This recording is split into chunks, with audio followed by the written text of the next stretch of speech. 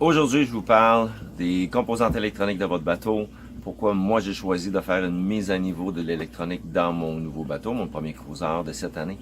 Et je vais vous parler d'une des caractéristiques de le GPS Raymarine qui s'appelle en anglais Dock to Dock ou faire une route automatique, un peu comme Navionics va vous l'offrir parce qu'essentiellement la racine ou la base des logiciels sont les mêmes. Navionics côté Raymarine, je vous montre ça.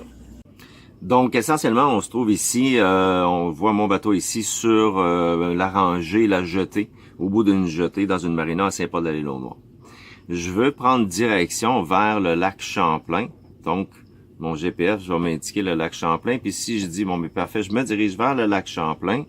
Et puis, je veux aller un petit peu avant Plattsburgh, donc un peu plus loin que l'île Lamotte. Excusez-moi, des déplacements ici, je ne veux pas vous donner mal au cœur non plus. Si on dit parfait, donc je vais me rendre, disons, dans cette baie ici.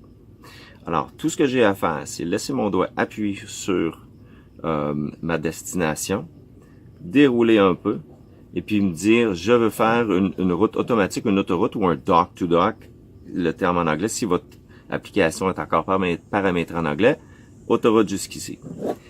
Et tout simplement, le Raymarine, va créer sa propre route. Va calculer selon les paramètres du bateau. Quelle est la largeur de mon bateau? Quelle est la profondeur minimum que je veux lui exiger? Moi, je lui demande 6 pieds. Je peux naviguer en beaucoup moins de 6 pieds, mais en même temps, en bas de 6 pieds, ils vont me donner des alertes. Ici, il me dit que la route est terminée.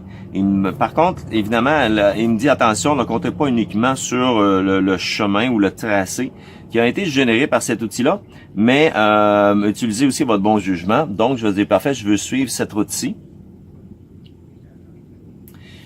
Et puis, si je remonte à mon point de départ où ce que je suis sur mon point, il va tout simplement me donner ma ligne à tracer.